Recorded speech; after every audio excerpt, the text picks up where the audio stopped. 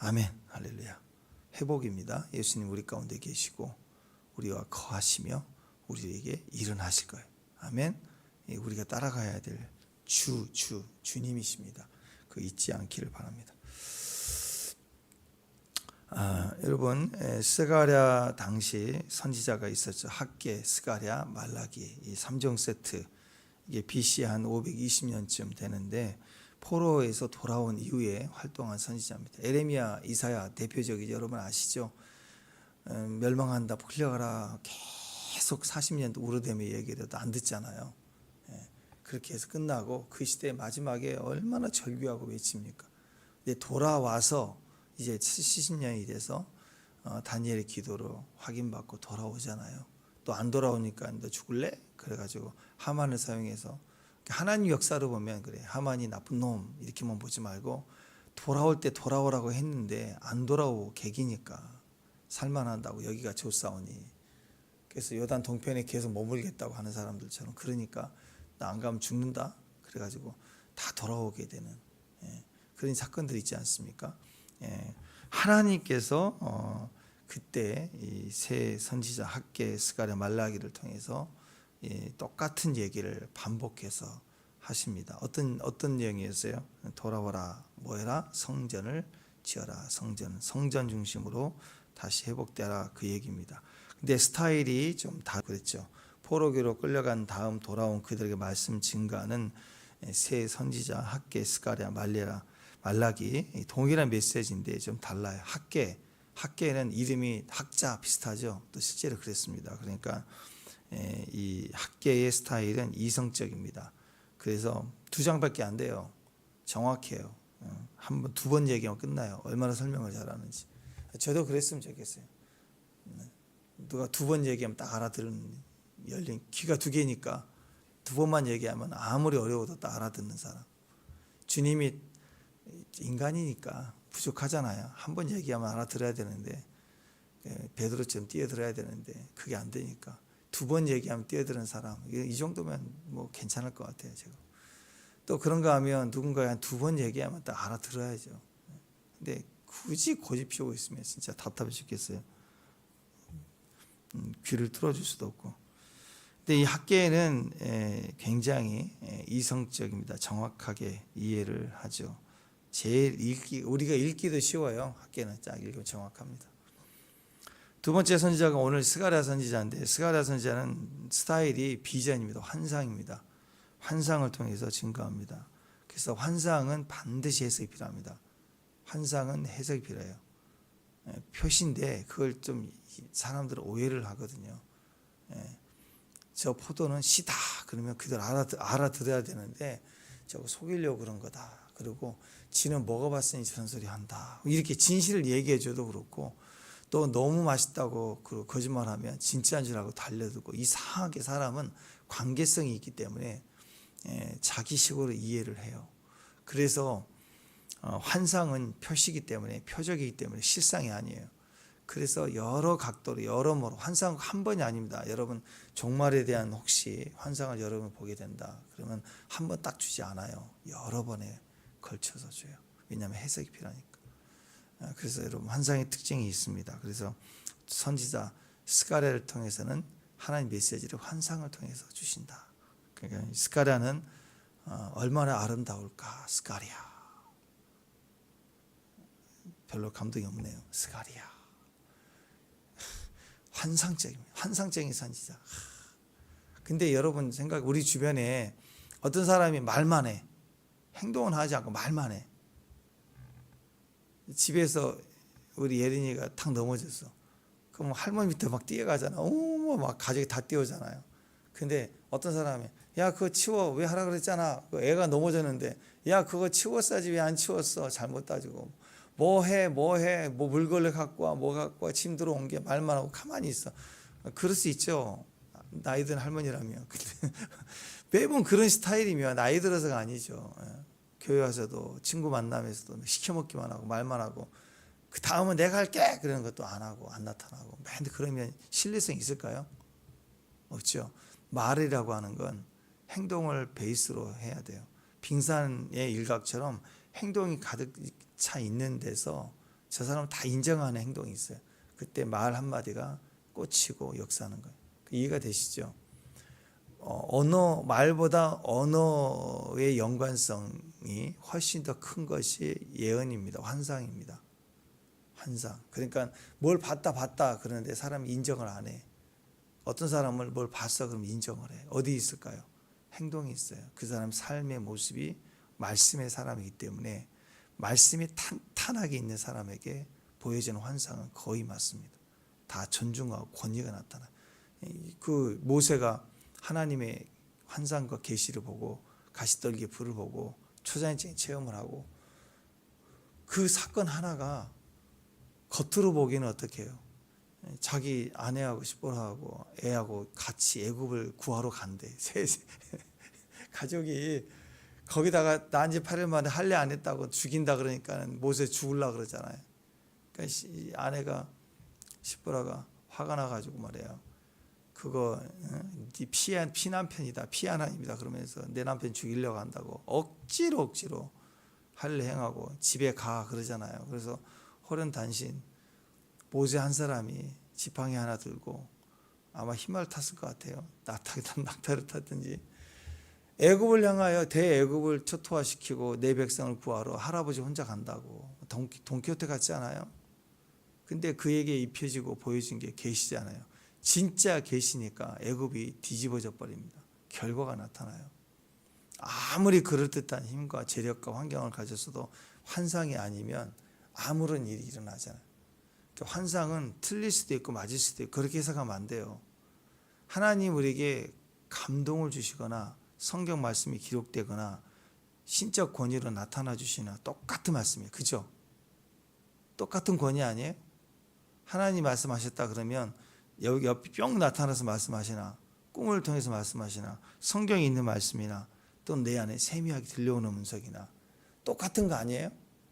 하나님이 모세에게 말씀하신다면 환상을 통해서 초자연적으로 말씀하시나 꿈을 통해서 말씀하시나 또 성경에 기록된 말씀하시나 또는 모세 마음에 소원을 두고 행하시나 모세는 똑같이 애굽을 구하러 갔을 것 같아요.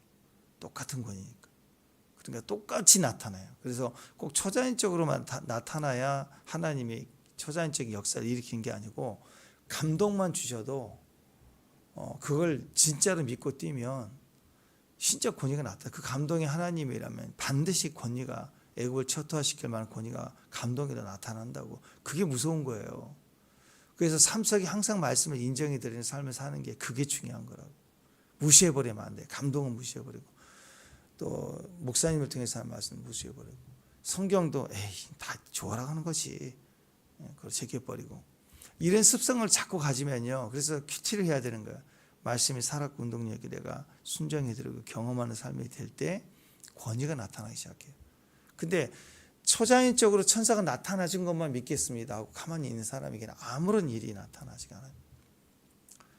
자, 환상을 통해서 역사하시는데 보세요. 환상이 이번에 스가랴서 묵상하면서 다음 주까지 여러분에게 환상이 확 열리는 축복이 있었으면 좋겠습니다. 아멘. 네. 근데 환상을 보는 게 중요한 게 아니라 원래 체질이 환상적 체질이 있는 분들이 있어요. 스타일이. 근데 왜 가짜가 오느냐? 말씀이 없어서 그래요. 그러니까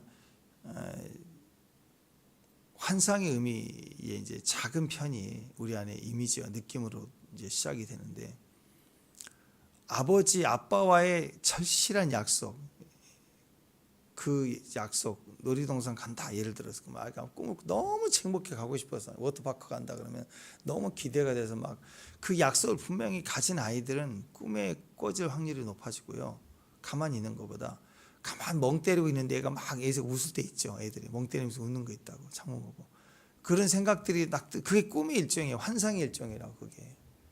그런 과정에서 뇌세포가 떨어지고 뇌파가 떨어지면서 이렇게 무의식 의식 가운데 겹체되가 되나 또 은사적인 기념이 있을 때 확 열릴 가능성이 훨씬 높습니다. 그러니까 그렇게 환상의 과정에 가야 그렇게 흔들리지 않아요. 근데 이상하게 그러니까 이 아이의 특징은 약속을 가진 아이들의 특징은 안정적입니다. 굉장히 아빠의 친밀성을 말해줘요. 친밀성 속에서 꿈을 꾸는 거 아이들은 무조건 사랑을 받아야 돼요. 그래서 근데 아이들이 예를 들어서 그런 친밀성이 없어요. 아빠가 약속이 되지 않고 주로 상처를 많이 받았다. 사람에서 학대를 받고 상처를 많이 받은 사람들은요, 늘 심리적으로 불안합니다. 망상이 있어요. 피해 나를 힘들게 할 거야. 나를 어려움을 줄 거야. 나를 보여야 될 거야. 이런 두려움이 항상 있기 때문에 그때 치고 들어오는 환상은 대부분 우리를 몰아세우는 거예요. 잘못된 계시가 와요. 그래서 이단이나 잘못 극단적 신앙을 가진 사람들이 대부분이 뭘 보고 느끼기 때문에 그러거든요. 왜 그러냐면 자기 안에 자기를 지켜가야 되는 어려운 상처의 반영을 가지고 있어요. 그래서 여러분, 첫 번째는 믿는 자든 안 믿는 자든, 믿음이 약한 자든 큰 자든 제일 먼저 예수님 영접 소속감을 갖는 것부터 시작해서 소속감 속에서 밭을 갈아엎어야 돼요. 갈아엎어야 돼요. 그래야 씨를 뿌리고, 씨를 뿌려야 기대했던 꿈이 이루어지는 거예요. 싹이 자라나서 땅에서 싹이 올라오네. 그러려면 땅을 기경해야 된다고. 들어오면 내가 어떤 전문가이든 어떤 지식을 가지고 어떤 배경이 있든 그들이 이런 다 피조물이에요. 인간이기 때문에 특히 환경이 어렵고 자존심이 강하고 이런 사람일수록 밭을 갈아야 되는 거예요. 반드시 갈아져요. 그 다음에 꿈을 꾸게, 말씀의 꿈을 꾸고 말씀으로 자라는 시작이 될 때 내 안에 기대하는 일들이 나타나게 되는 거예요. 환상이 본다고. 그래서 신부가 되지 않으면요, 아가서의 과정을 거치하지 않으면 1260일 동안 예언하리라 준비된 교회가 될 수가 없어요. 반드시 치료가 필요해요. 그래서 우리가 하나님 말씀 앞에 철저히 갈아가야 돼. 내 영이 완전히 갈아져야 돼. 그래서 때로는 이런 학계 스타일로 하나님 말씀을 착착착 이렇게 하나님 말씀해 주시기도 하고, 그 다음에 선지자 스가랴처럼 환상을 통해서, 비전을 통해서, 꿈을 통해서, 꿈과 환상, 예언 다 세 가지 3종 세트예요. 같은 걸 얘기합니다. 예언하리라, 그리고 꿈을 꾸리라, 또 환상을 보리라. 이 세 종을 통해서 하나님이 우리에게 말씀해 주십니다. 이것은 해석을 필요해요. 반드시 해석. 아이들의 꿈을 꾸는데 왜 꿈을 꿀까? 근데 약속이 있어서 꿈을 꿔. 그러면 그 환상과 꿈이 맞는 거예요. 그 가진 것에서 해석이 되는 거예요. 아빠가 어제 놀러 가기로 했잖아. 그 약속에서 해석이 되는 거라고. 이 꿈이. 근데 아빠와의 관계가 단절이 되고 또 외롭게 자라고 혼자 늘 지내야 되며 혼자 상상하는 것이 곧 자기 판단이 되는 어린 시절을 보낸 사람들일수록 해석이 잘못됩니다. 해석을 자기가 해요. 자기가 가진 감정을 해요. 그래서 툭툭 치고 들어오는 말에 미혹을 당하고 넘어지는 거라. 여러분, 남자 여자가 사랑해서 결혼을 하면 꿈이 생기잖아요. 비전은 거기서부터 생기는 거예요. 저 푸른 초원에 그림 같은 집을 짓고 또 가족을 만들고 아이들이 생기고, 이런 꿈이 거기서부터, 진짜 환상은 거기서부터 시작이 된 거예요. 그 환상대로 이루어지는 거고. 근데 진짜 사랑을 만나본 적이 없어요. 진짜 사랑을 경험해 본 적이 없어요. 그런 사람들 있죠. 자라오면서 부모를 통해서 받은 가족의 사랑이 없어요. 가족에 대한 사랑에 애착이 없어요. 혼자 독립적이야. 그리고 여러 번 실패를 했어요. 사람 믿지 못해. 이러면 어떤 사랑을 원할까요? 타락적이고 향락적인 사랑, 그게 사랑인 줄 알고 한다고. 자기를 채워줄. 왜? 인간이니까 사람의 신체적 동물적인 기능이 있을 거 아니에요. 그게 가족인 줄 안다고. 잘못된 이성의 사랑을 추구하게 돼요. 그리고 미혹하는 술집 여자의 말이 들리고 문자가 뭐 혹하고 오고 이게 들린다고. 근데 정상적인 내 아이들, 아빠하고 달려오는 애들, 그 아이들이 기억나는 아빠가 가다가 술집 여자가 뭐라고 한다고 거기 들리겠냐고. 동네에 얼른 가족한테 가려고 그러지. 안 그래요? 그러니까 진짜 사랑을 경험하고 만나졌을 때 우리가 우리 자신을 이길 힘이 거기에 생기는 거예요. 그런데 가정이 파괴되고 관계가 깨지기 시작하고, 그렇게 시작하면 그 상처 속에 마귀가 역사하면 자기의 마음을 두지 못하니까 음녀가 얘기하는 소리가 들릴 거 아니에요. 그래서 하나님 말씀도 철저히 말씀에서 시작해야 돼. 말씀. 그러니까 또 한 스타일이 또 말라기 선지자 스타일이죠. 말라기는 어떻게 얘기해요? 직설적입니다. 11조 안 내? 못 알아주고 니 얼어 죽을 놈아, 망할 놈아 하고 탁 쳐버리잖아요. 시험해 보라 하면서 팍팍 쳐버리는 식이 있어요. 근데 그게 또 들리는 분이 있어요. 그렇게 해야 또 딱 들리는 분이 있고, 또 우리가 이 영성이 세 가지 지정의를 가지고 있기 때문에 때로는 쳐야 들릴 때가 있고요. 봐라 그러면 난리를 치면 깨질 때가 있고, 때로는 잘 얘기하면 들릴 때가 있고, 때로는 꿈을 보여주면, 또 환상을 보여주면 또 저도 그런 경험 많아요. 도저히 못하겠어요. 안 하겠다. 하기 싫다. 끝내겠다. 마음을 딱 지고 마음의 결단을 하고 잤는데 꿈에 환상을 보이잖아요. 꿈을 또 쫙 꿈을 꾸짖잖아요. 여기 우리 교회에 또 그런 분이 있잖아요. 오바마가 나타났다고 괜히 흥분해갖고 좋아가지고 막 얘기하더라고요. 그 전날 바로 죽을 것 같아도. 그럴 때가 있어요. 정말 포기하고 싶고 다 내려놓고 싶은데 꿈에 다시는 사역하지 아니하리라. 그냥 평범하리라. 포기하고 있으면 선교지에 막 수많은 사람들 복음을 증거하는 모습을 막 보면 하나님 날 쓰시려나? 그런 마음을 또 준다. 사람이 이렇게 간사해요. 물 한 방울 주면 막 살아난다. 왜 그럴까요? 복음은 그런 능력이 있어요. 우리가 다 죽을 것 같아도요. 다 죽을 것 같아도 도저히 힘이 없어도 쳐버리면 또 살더라고. 그런가 하면 또 때로는 내가 보기에도 포기된 것처럼 느껴지는데 어느 날 그분에게 주님이 한 방울만 딱 꿈이 들어가면 막 살아요. 막 싱싱해져 있어. 꿈을 꿨대. 환상을 봤대. 주일날 말씀을 듣고 소망을, 불같은 소망을 막 얻는 분도 있어요.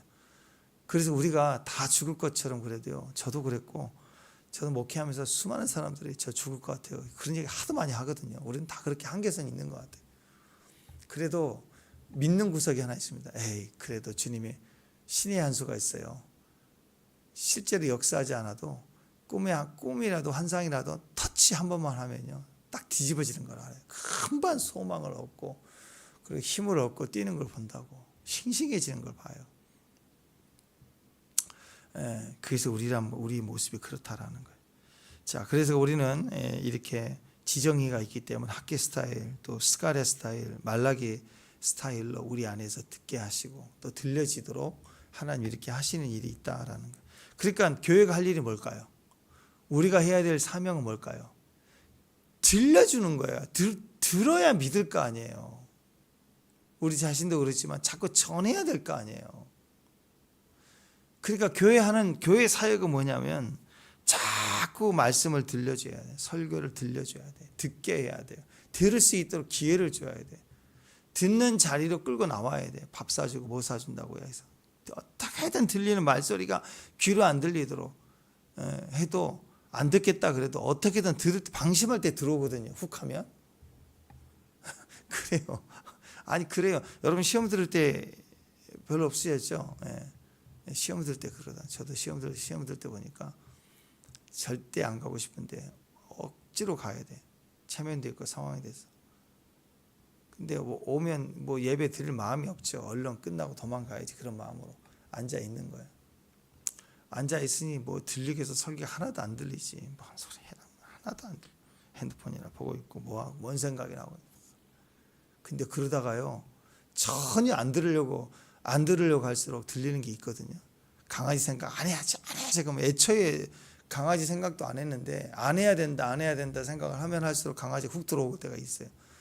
설교들 중에 여러분 제가 설교를 길게 한 이유가 왠지 아시겠지. 많이 줄인 거예요. 지금 2시간씩 하다가 1시간 반 하다가 지금 1시간 줄인 거예요. 근데 하다 보면 안 들어야지 하고 기다고 있다가 갑자기 뭐가 훅 들어온다고. 방심할 때 그게 꽂힌다고. 하나님은 우리 안에 들어오시면 들리면 그때 해결이 돼요. 우리 할 일은 교회 할 일은 말씀을 자꾸 듣게 하는 거예요. 들려야 돼. 들어야 사니까.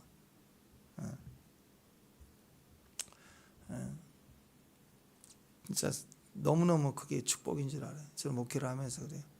불러다 놓고 아무리 얘기하고 2시간 말씀에 대해서 상황에 대해서 아무리 얘기해도 안 들어. 정말 안 듣더라고 앞에서. 정말 답답해 죽을 것 같아요. 안 들어. 어떻게 그렇게 이렇게 성경적 예와 시대적 상황 다 얘기를 해도 안 들어.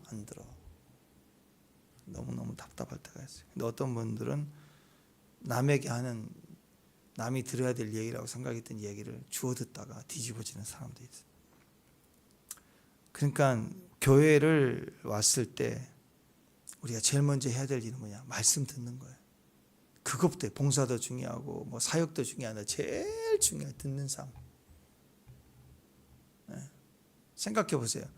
제가 지금 교회 사역하는데 제가 하나님 앞에 무릎 꿇고 듣는 시간이 없고 목사로서 설교하는 것만 한다고 매 설교 준비만 설교만 계속 떠들어대면 그게 무슨 의미가 있겠어요? 내 논리나 생각 얘기하는 거지. 안 그래요? 여러분들은 교회 와서 목사를 통해서 설교를 통해서 그리스도를 들어야 되는 거 아니에요? 복음을. 안 그래요? 근데 그리스도에 관해서만 제가 막 얘기해. 막 설교하고 막 신학적 논문 정리해갖고 좋아가지고 나름대로 열심히 하는데 주님의 물방울이 하나도 없어요. 임재가 하나도 없고 주님의 싱싱한 음성이 없는데 나 혼자 논리적으로 완벽한 설교문을 작성해서 그걸 막 읽어대는 거예요. 그게 무슨 의미가 있어요? 예배 사역한다고 찬양 연습을 열심히 해. 집에서 막 악기 연습 열심히 해. 그리고 교회 와서 그 시간에 내가 연습한 음악을 연주하고 찬양하고 끝이면 끝인 거야. 그것만을 위해서 와. 말씀을 들을 생각도 없어요. 관심도 없어요. 그냥 와서 사람들 앞에 내가 하는 것만 목적이에요. 와서 그 열심히 일주일 내내 연습해서 그거 하고 콘티 짜고 찬양하고 그리고 끝나면 끝나. 들을 생각 안 해요. 성도의 교제도 없고 밥도 먹지도 않고. 그건 여러분 종교일 가능성이 높아요. 목사에게 하나님의 임재가 음성이 없어요. 친밀함이 없어요. 사역 속에 들을 마음이 없어요. 아니 어떤 사역이든 어떤 모습이든 우리는 1차적으로 하나님을 들어야 돼요. 사역은 그 다음이에요. 아이들이 시집장가 간 아이들이 막 매주 막 돌아오고 또 명절 때 와서 엄마 아빠 챙기고 막 잘하는데 너무 잘하니까 너무 고맙잖아요. 그래서 아들아 저녁에는 소화가 좀 안 될 것 같아서 죽을 좀 먹었으면 좋겠다.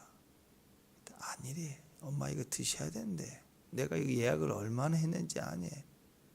먹어야 되는데. 근데 그게 그럴 수도 있죠. 생각을 했으니까. 근데 그게 아니라 모든 게 이 아들이 지가 원하는 대로만 해. 이 딸이 엄마 그거 왜 좀 유행 떨어지게 이걸 왜 입어? 이거 입어.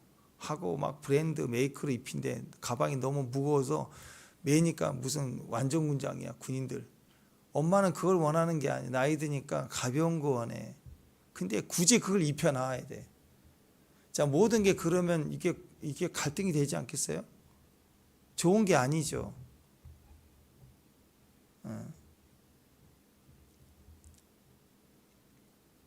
부모님은 늙어서 편하게 계시고 싶은 거예요.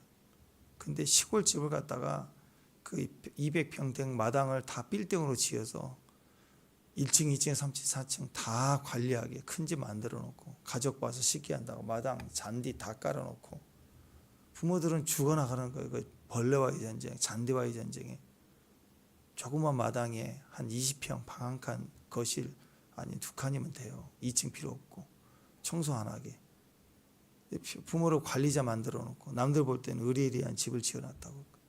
자, 이런 식이면 이게 행복할 수가 없죠. 이와 비슷한 일이 벌어지는 거예요. 그러니까 먼저 제일 중요한 건 뭐예요? 듣는 거예요. 교회 와서 듣는 거. 내가 하고 싶은 대로 열심히 멋지게 사역했죠. 하나님 저 멋있죠? 그거 하나님 원하신 게 아니라고요. 들려야 됩니다. 말씀을 듣는 것이 교회예요. 생명이 왔다 갔다 하는 문제입니다. 죽고 사는 문제입니다. 하나님 말씀이 들려야 돼요. 들어야 돼요. 그게 첫 번째 교회 사역입니다. 믿음은 들으면서 나는 거예요. 말씀을 듣고 들려져야 믿음이 생기고 믿음이 생기면 모든 것이 살아나거든요. 세상은 온통 우리 마음을 뺏으려고 해요. 마음이 뺏기면 세상화가 돼버리는 거예요. 세상이 사로잡힌다고 마음이 뺏기면. 말씀이 그래요. 말씀이 신앙생활 어렵지 않습니다. 그냥 말씀이 들리면 쉬워지는 거예요. 그때부터. 말씀이 안 들리는 열심을 종교적이라는 열심이라고 하잖아요. 마귀는 어떤 방식을 쓰느냐? 마귀는 거짓말이에요. 그죠? 왜 안 듣게 하기 위해서, 들리지 않기 위해서 거짓말하는 거예요. 그 다음에 또 어떻게 해서든지 말씀을 못 듣게 해요. 고난을 줘서 말씀의 자리를 못 가게. 반대로 어떤 사람은 너무 돈을 많이 줘서 바빠서 교회 못 오게 해요. 요즘 모임만 하려고 뭐 하면 다 바쁘대. 진짜 바쁘냐? 안 바빠요. 제가 보기에는 안 바빠. 근데 무슨 일이 있어서 제가 못 갈 것 같아요. 그러면 무슨 일인데? 기도 제목도 있을 수 있잖아요. 물어보기도 하는데 요즘에는 바빠서 제가 그러면 더 이상 안 물어봐요. 바빠서 그러면 무슨 무사 통과 카드 같아. 바빠서요. 바빠서요. 그래서 안 물어. 불편해서 말을 안 해. 바쁘다 그러면 너 건들지 말라. 마이 비즈니스니까. 내 비즈니스에 네가 왜 건드려? 말하지 마. 요즘은 신종 방어벽이에요. 신종 방어벽. 요즘 결혼하는 젊은 부부 사이도 그래요. 재정도 공유 안 하고 다 그러니까 오늘 가족 모임도 못 간대. 왜? 나 바빠서. 그러면 바빠서. 그리고 딱 멈춰버려. 왜? 나도 바쁠 때 나도 독립적이니까 너도 바쁠 때 네가 독립적이고 점점 독립 문화를 형성해 가니까 좀 아이들이 좀 그렇더라고요. 요즘 세대가. 아닙니다. 마귀는 절대로 거짓말하거나 할 수 있으면 말씀을 못 듣게 여러 가지 조작을 합니다.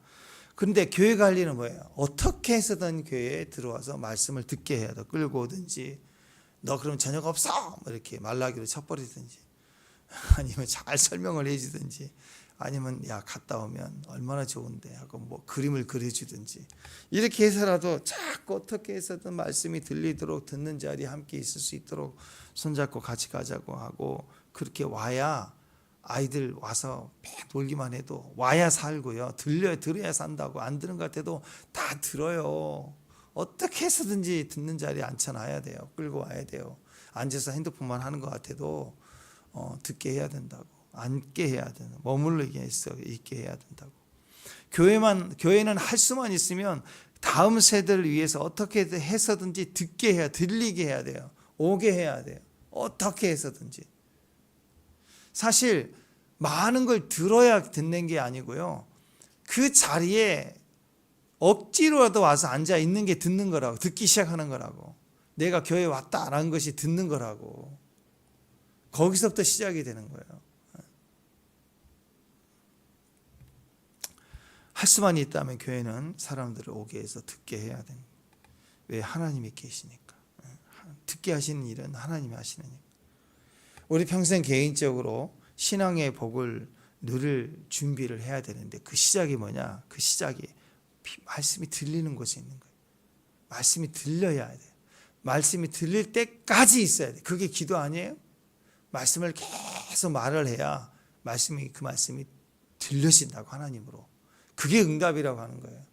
내 소원만 뭉쳐 있는 거예요. 내 소원. 그런데 그것만 있으면요. 어린아이는 괜찮죠. 어른이 그러면 무서운 거 아니에요? 어린아이들이 짱구 과자 하나 먹고 싶다. 짱구 과자 계속 그러면 웃기잖아요. 하나 사주고 싶고. 근데 대학생 아들이 짱구 과자 하나 먹으면 좋겠다. 짱구 계속 그러면 야 좀 정신 차려 그러잖아요. 부모라면. 시집장가 가가지고 짱구 그거 자기 소원만 시퍼렇게 외치고 다니면 그건 정상적인 그리스도인이 아니에요. 불쌍한 거죠. 평생 말씀의 자리에 있겠습니다. 말씀을 듣겠습니다. 말씀에 전하겠습니다. 1260일 대환란 날에 우리가 뭘 해야 돼요? 예언하는 일을 하는 거예요. 내 생각 말하는 게 아니라 예언하는 거예요. 하나님 말씀만을 예언하는 거. 그게 진짜라고. 듣는 사람만이 들린 걸 말할 수 있어요. 그리스도를 만나야 교회에서 그리스도가 전해지는 거라. 계속 임재를 전하고 말씀을 전하고. 교회에 와서 건강상식 도움이 되지만 그것만 얘기하면 어떻게. 제가 지금 당에 대해서 혈압에 대해서 계속 설교 시간에 그것만 얘기해 보세요. 여러분 그거 듣고 싶으세요? 아니죠. 뭐 듣고 싶으세요? 복음을 들어야죠. 말씀 들어야죠. 교회 와서는 복음을 들어야죠. 그 다음에 무슨 요리,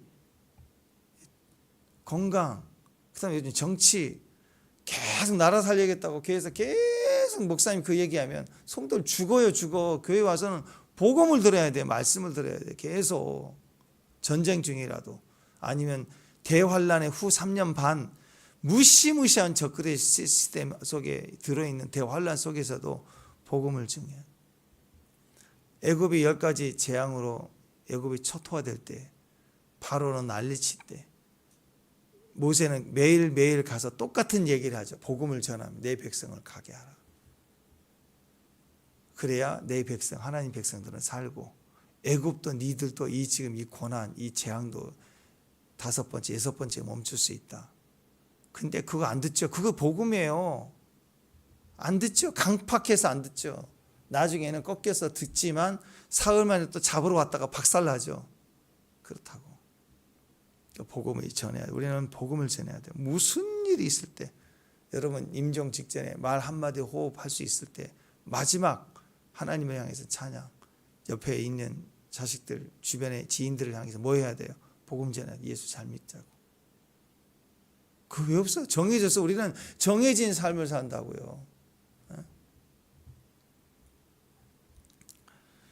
여러분, 그래서 우리는 우리 속에 말씀을 듣는 삶, 말씀을 듣는 사역, 그게 그것 때문에 교회 공동체. 교회는 무조건 말씀이 들어요. 이곳에 임재가 강해지면, 더 강력해지면 사람이 공적인 예배 시간이 안 해도 교회를 찾아오는 사람들 많아질 거예요. 왜? 교회를 왜 가요? 여러분 집에 있는데 교회를 가고 싶은 마음, 집에 있으나 여기 있으나 똑같이 기도하면 되지, 그런 마음이 아니라 몸에 교회를 막 가고 싶은 끌리는 마음, 그런 마음이 왜 생길까요? 임재가 있어서 그래요. 이곳에 임재로 가득 차 있으면 주중에 아무 시간이라도 교회를 향해 문 열고 들어오는 순간 들려진다고. 주님, 그럴 때 그러니 왔니 하면서 이런저런 얘기를 또 하신다고. 임재가 있으면 들려지고, 들려지면 사명이 되고 환상이 되고 꿈이 되고 비전이 된다고. 그러니까 여러분, 듣는다는 게 얼마나 중요한지 몰라요. 듣는다는 게. 네. 자, 오늘 환상을 보니까 측량줄을 잡은 자의 환상이 나오죠. 그때 3명의 선지자가 쓰임을 받지만 또 지도자 3명이 있었죠. 이 돌아올 때의 지도자, 느헤미야, 에스라, 스룹바벨. 그렇죠. 느헤미야는 성벽 무너진 작업을 했습니다. 에스라는 무너진 신앙을 재건했어요. 스룹바벨은 정치적이죠. 무너진 성전을 재건하는 작업을, 역할을 분담해서 다 같이 했습니다. 처음에는 의욕이 넘치고, 이렇게 역사적으로 고레스가 칙령을 또 나오고 과기하고, 이건 대단한 일이 벌어졌지만 시간이 지나니까 방해가 있고요, 또 지쳐가고요, 또 그런 상황이 온다고. 그럴 때 하나님이 다시 한번 격려를 주는 하나님의 모습이 이 선지자를 통해서 말씀하시는 거예요. 그 중에서 스가랴에게 환상을 줘요. 그래서 지쳐있는 성도들에게 격려하고, 이것이 반드시 이루어진다는 다시 꿈을 꾸게 해주고, 그리고 인내하라고 다시 보여주는 것입니다. 사람이 일을 하고 믿음을 가지고 의욕을 가지고 가다가 지칠 때가 옵니다. 지치면 어떤 일이 일어나는 줄 아세요? 영적 탈수, 영적 탈진이 올 때 어떤 일이 일어나는가? 제일 먼저 꿈이 사라져요. 마음의 소원함이 없어요.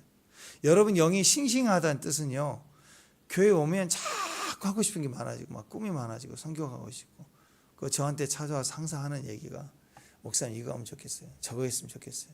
막 자꾸 말이 많아지는 거예요. 왜요?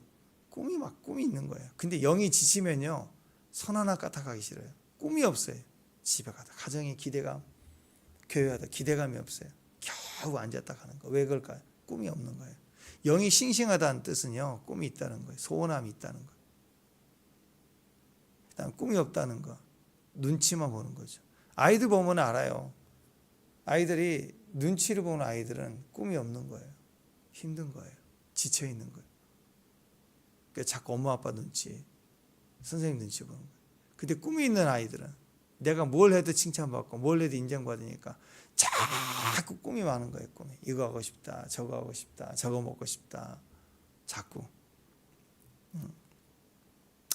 자, 꿈이 사라지면 사람은 지극히 현실적인 사람이 됩니다. 이성적인 사람이 돼요. 그래서 팩트만 얘기하려고 그래. 시간만 정하지 그것만 하려고 그래. 그러니까 지쳐 있는 거예요. 이런 사람들의 특징이 늘 지쳐 있다라, 영원히 꿈을 꿀 수가 없어요. 그래서 많이 유튜브 같은 데서 좋은 여행지 보이시면 한번 가족끼리 갔으면 좋겠다. 그런 마음이 볼 때 생겨야 되잖아요. 근데 꿈이 없는 사람은 그것이 들어오지가 않아요. 꽃을 보면 예쁘다 하고 꽃을 누구에게 줬으면 좋겠다 이런 마음도 생겨야 되는데 꽃을 봐도 아무런 꿈이 안 생겨요. 그냥 꽃이다 이거 꽃이다. 꽃가게네. 그렇게만 생각이 돼요. 그게 그 사람의 현재 상태가 그렇다라는 거예요. 현실의 무게를 깰 수 있을 만큼 꿈이 없어요. 그러니까 현실이 깨지지가 않아요. 현실에 갇혀버린 거예요. 근데 꿈이 있는 사람은 현실이 무거워요. 지금 핍박 상황입니다. 요한계시록 핍박 상황. 오늘 이 스가랴 시대는 돌아와서 지쳐있는 상황. 근데 이 현실을 깰 수 있는 게 꿈이에요. 여러분 꿈을 꾸면 이길 수 있어요. 오늘 기도할 때 환상이 열리면 이겨지는 거라고. 환상이 중요하고 꿈이 중요한 겁니다. 꿈이 항상 현실보다 커야 돼요. 아멘. 그래서 아이들 보면은 현실보다 막 꿈을 커. 영이 싱싱한 사람들은 현실은 어려워도 꿈은 너무너무 큰 거. 이거 했으면 좋겠다. 저거 했으면 좋겠다. 자꾸 확대돼 가는 거예요. 그게 정상입니다. 근데 어떤 사람은 꿈은 현실에 갇혀 있어요. 노예예요. 감옥에 갇혔어요. 자, 감옥수예요. 3년 동안 감옥에 갇혔다. 아니면 영원한 무기수로 이제 갇혔다 그러면 그 감옥 삶에서 내가 죽는다고 생각하기 때문에 그 감옥 안에서만 생각할 거 아니에요. 매일 나오는 배식, 정말 꽁보리밥. 그 중에서 오늘은 밥을 좀 더 줬으면 좋겠다. 이게 꿈이라고. 오늘 작업하는 거 노동 좀만 덜 했으면 좋겠다. 이게 꿈이라고. 그럴 수도 없지만 상상을 크게 발동한다면 감옥이지만 에어컨도 하나 있었으면 좋겠다. 이런 게 꿈이라고. 그 세상이라는 환경이 속에 갇힌 꿈밖에 안 꿔요. 인간이 이 세상인 줄만 알면 이 세상 안에서만 먹고 쉬고 자고 짜는 것만 꿈인 줄 안다고. 아니라고. 하나님은 천국이란 영원한 나라라고 하는 어마어마한 스케일을 말씀하시고 계시는 거예요. 현실보다 꿈은 커야 되는 거예요. 그래서 이런 꿈의 자리로 가려면 그리스도가 있어야 돼. 예수님 만나야 되는 거예요. 아멘? 그래서 예수님 이야기를 해줘야 돼. 예수님은 꿈을 꿀 거 아니에요. 흑인 연가들이 있죠. R&B, 흑인 연가, 가스펠 얼마나 폭발적으로 해요. 그 다음에 영어로 막 Amazing Grace 할 때 그 흑인들은 깊은 속에 막 올라오는 음악들 있잖아요. 음악들. 그 뿌리를 보니까 노예로 아프리카에서 노예로 팔려와서 미국에서 노예 생활할 때 그 주인들은 백인들은 신앙을 시작하기 위해서 미국으로 왔다고. 그 흑인들을 노예 삼아서 노동일을 시키면서 주일날 되면 양복을 입고 흑인들이 운전을 하는 마차를 끌어모으는 마차를 타고 교회로 다 모여요. 근데 흑인들은 교회에 들어올 수 없어요. 그래서 마차와 말 앞에서 기다리고 있고 주인들은 손잡고 양복 입고 하나님 믿는 사람들은 들어가서 예배를 드려요. 그렇게 했다고. 근데 그 흑인들이 밖에서 얼마나 동경이 되겠어. 우리도 하나님 믿고 싶다. 근데 들려주는 복음이 모세래. 모세가 와서 그 애국 백성을 바로에게 깨트리고 그리고 구출해서 데려간다는 거. 흑인들을 알았겠어요. 근데 그 들려오는 소식을 듣고 그게 복음으로 들려진다고. 흑인 연가의 뿌리를 보니까 그 문 밖에서 들으는 찬양을 곁들어 그 찬양이 진짜 하나님의 찬양이니까 그들이 영어로 울리면서 그들의 아픔 속에 일하면서 불려지기 시작하면서 찬송가를 배운 적 있나요? 자기들 즉흥적으로 작곡 작사하며 불려지는 영혼의 노래들이 그렇게 흑인 연가하기 시작해. Come by Lord. 주님이 나에게 오실 거다. 모세와 같이 오셔서 우리를 구출할 것이다. 이 꿈을 꿨다고 모세 이야기를 들으면서. 그러니까 그 찬양을 못 이겨요, 세상이. 나는 그래서 이 말씀이 너무너무 좋다고 생각해요. 우리나라 애국가 보세요. 나라가 뭐 이런애 저런애 난리를 쳐도 우리 애국가에서부터 수없이 박아놓은 게 있어요. 하나님이 우리나라는 무조건 하나님 보호하게 됐다고. 우리가 자주국방이 안 돼. 끝까지 보호하는 나라예요. 끝까지. 좋잖아요. 여러분, 그래서 하여튼 말씀을 가사로 해서 갈아 넣어서 암송하고 묵상하고 듣게 하고 들리게 하고 하나님을 떠나서는 안 되는 민족으로 계속해서 고백해 나갈 때 그게 사는 거라고. 말씀이 들려지면 꿈을 꾸고 꿈을 꾸면 이루어지니까. 그래서 여러분, 오늘 측량줄 환상, 예루살렘 재건에 대한 소망, 꿈이 회복이에요. 꿈이 회복되면, 꿈꾸는 게 살아나면 실제로 하나님이 살아납니다. 그래서 측량줄을 잡은 사람이 나타나가지고 물어보죠. 네가 어디로 가느냐? 물은즉 그가 내게 대답, 예루살렘을 측량하여 그 너비와 길을 보고자 하느라. 측량 뭐예요? 예전에 그 집 프로그램 그런 거 있잖아요. 우리 어떤 사람이 너무 못 살아 신청을 했어.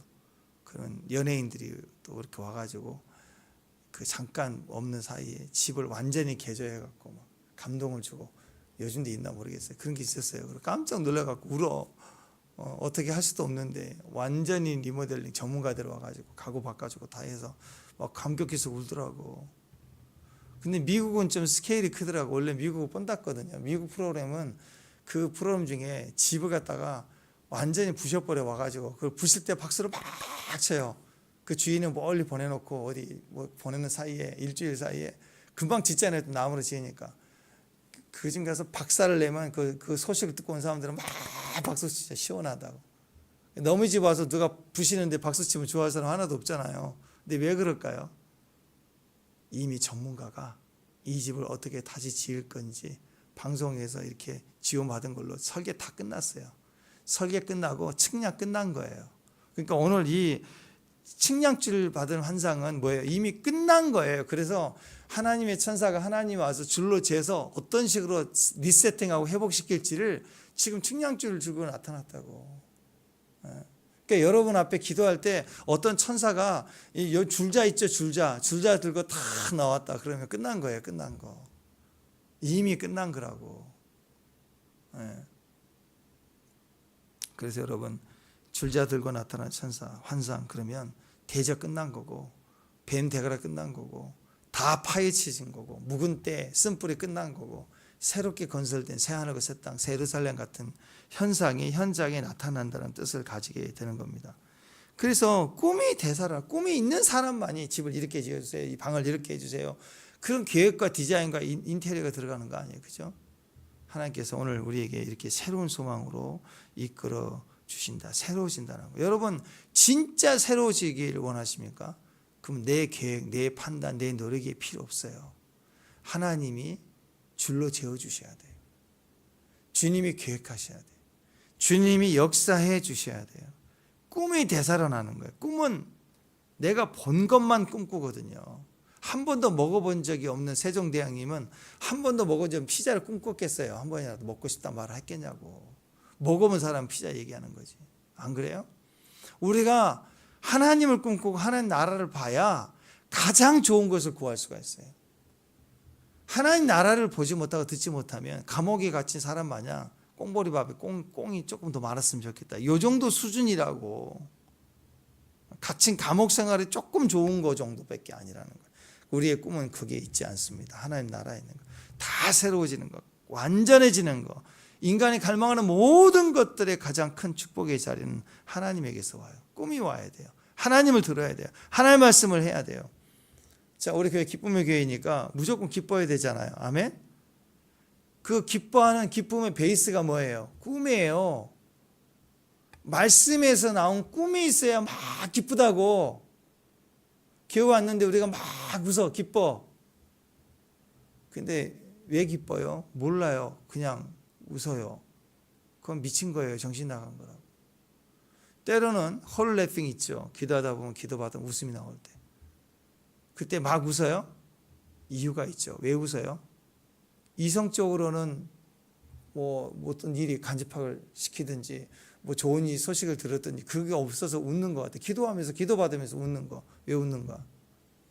그렇지만 이유는 분명하죠. 주님이에요. 주님 때문에요. 꿈이 있는 거예요. 음성이 있는 거예요. 그게 진짜라고.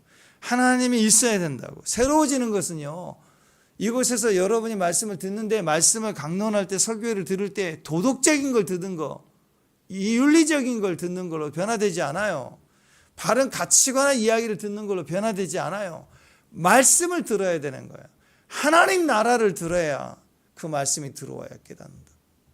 근데 어떤 사람은 교회에서 목사님 설교 중에 이게 윤리적으로 맞나? 가성비로 맞나?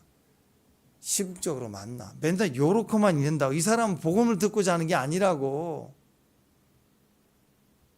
복음을 들어야 돼요. 어떻게 해서든 생명이 전해져야 돼요. 그러니까 저는 여러분 입에서 나가는 모든 말이 예언이 되기를 바랍니다. 그러면 봐야 되겠죠. 자녀에게도 얘기할 때 말씀을 말해야 돼. 예언을 얘기해야 돼. 꿈을 얘기해야 돼. 교회 할 일이고 또 그리고 하나님 나라가 할 일입니다. 그래서 사도행전 2장 17절에 보면 하나님 말씀하시는 말세 내가 내 영으로 모든 육체에 부어주리니 너희 자녀들은 예언할 거예요. 너희 젊은이들은 환상을 보고 너희 늙은이가 꿈을 꾼다 그랬잖아요. 모든 육체에 부어준대. 우리 자녀들에게도 부어주면 자녀들도 예언한대요. 자, 자기가 예언하려고 노력하는 거예요? 아니죠. 부어지면 예언해요. 저절로. 젊은이들이 환상을 막 보려고 노력해야 돼요. 훈련해야 돼요? 아니에요. 모든 육체에 부어지면 그 모든 육체 가운데 젊은이들은 환상을 본대요. 저절로. 또 늙은이들은 꿈을 꾼대요. 늙은이들은 꿈을 꾸려고 노력하는 게 아니라고 꿈을 꿔진대요. 왜? 생명을 만나니까. 그래서 생명이 중요한 거예요. 교회에서 말씀을 듣고 말씀을 들려지면 그때부터 성령이 부어지고 성령이 부어질 때 각자의 영적 상황 상태에 따라 하나님이 꿈꾸고 예언하게 하고 또 환상을 보게 하고 하면서 하나님이 하나님의 뜻을 이루어가시는 거예요. 노력하고 훈련하고 애쓰고 힘써서 그런 게 아니라고. 아니 천하의 사울왕도 다윗 잡겠다고 라마나에 갔다가 군사들 보냈다가 자기도 나중에 가서는 거기서 예언하는 노력을 한 게 아니고 훈련받은 게 아니죠. 그 땅에 들어가니까 벌러덩 누워서 예언하잖아요. 여러분 하나님이 중요합니다. 그래서 하나님의 계획 속에 우리가 들어있다는 것이 얼마나 꿈이에요. 하나님의 꿈은 여러분이에요. 여러분. 우리라고. 하나님 오늘 우리를 꿈꾸고 계세요. 그러면 우리도 갇혀있는 이 감옥생활 하는 사람 마냥 이 안에서의 꿈이 아니라 그건 야망, 욕심이죠. 남보다 꽁보리밥 하나 더 먹겠다는 욕심이죠. 우리는 꿈 너머에 있는 진짜 꿈. 일상으로 눈으로 보는 꿈이 아니라 보이지 않는 나라에 대한 꿈. 애굽에 갇힌 노예들이 꿈이 없어요. 모세가 와서 폭탄을 터뜨려 끌고 나오잖아. 나와야 하나님을 아는 꿈, 예배의 꿈. 백성으로서의 꿈이 이루어지는 겁니다. 우리는 시간을 통해서 우리는 이 환상 반복적인 해석을 통해서 우리는 얼마나 하나님 우리의 꿈을 심어주고 계시는지. 성전을 건축하고 그리고 그 성전은 꿈이기 때문에 너와 내가 만나는 꿈이니까. 그리고 모든 것이 회복이고 모든 것이 시작이라는 것을 우리에게 알려주고 싶어서 꿈을 꾼다. 그리고 그의 나라에 오늘 늦었지만 5절에 보니까 사방에 불성곽이 되었다. 불성곽이래요. 불성곽. 이게 교회의 본질입니다. 하나님은 불로 우리를 싸서 지켜주고 보호해주시는 성곽이에요. 하나님 우리를 보호해줘. 어떤 상황에서도 전능하신 하나님 나의 보호가 되신다. 전능하신 하나님 나를 둘러싸서 나를 지키신다. 여러분이 휘감아요. 휘감아. 그래서 적그리스도의 대환란이 와도 건들 수 없는 거예요.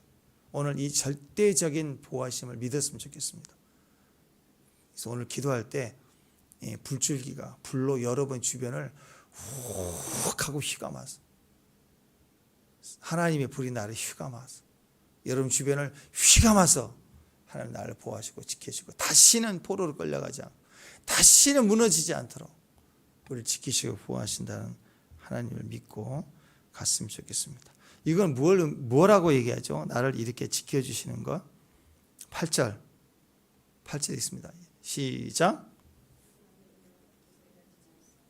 영광을 위해 나를 너희를 노력한 여러 나라로 보내신다. 너희를 범하는 자의 그 눈동자를 범하는 것이다. 자, 하나님 얼만큼 나를 보호하시느냐. 늦었지만 요거까지 하고 마칠게요. 하나님 나를 불성곽으로 삼으셔서 나를 지켜주세요. 어떻게 지켜주시느냐, 이걸 눈동자라고 얘기했다고. 8절 말씀에 그의 눈동자를 범했다라고. 그의 눈동자 범하였다. 그러니까 여러분 이렇게 얘기하는 거예요. 여러분을 원수 마귀가, 누군가가 여러분을 건들잖아요. 여러분을 건들면 하나님이 얼마나 싫어하시냐면 하나님의 눈동자를 건든 것이 되는 거예요. 그러니까 여러분, 우리 예린이 보세요. 예린이 얼마나 이쁘잖아요, 그죠? 이랬다. 훈련을 보자마자 이래. 근데 예린이가 너무 이쁘지만, 안아주지만, 아마 로미도 그럴 거야. 자기 엄마도, 우리 할머니도 마찬가지지만, 자, 예린이를 안았어요. 예린이 안으면 너무 이쁘잖아요. 근데 예린이가 제 몸을 막 만져요. 괜찮아. 빵을 막 치도 괜찮을 것 같았잖아. 머리를 잡아당겨도 이쁠 것 같아. 뭐 김낙긴 집사님 나를 뽑아냈지만 예린이가 뽑으면 절대 상처 안 돼요, 저는. 근데 예린이가 제 눈동자를 쑤시면 저는 놀랄 것 같아요. 누구도 아무리 사랑한 자식도 눈을 까고 눈동자에 손을 대려고 하면 막 그럴 것 같아요. 사람은 본능적으로 자기 눈동자는 절대적으로 보호합니다. 박 권사님, 우리 우연히 이쁘잖아요, 그죠? 우연이가 엄마 찾아오면 반갑죠. 근데 눈동자를 만지려고 하면 다 싫어해. 싫어한다고. 눈동자까지. 우리 아들 눈동자 그래 만져봐 이렇게 할 부모 있나고? 없어요. 근데 우리를 불성곽으로 보호해 주시고 하나님 지켜주신다고. 내 자녀를 향한 하나님의 관심과 사랑과 보호는 눈동자 같은 거예요. 근데 그걸 누가 건드려요? 그걸 뚫고 와서 건든다? 하나님의 그의 눈동자를 범하는 것이다. 하나님 그냥 두잖아요, 그냥.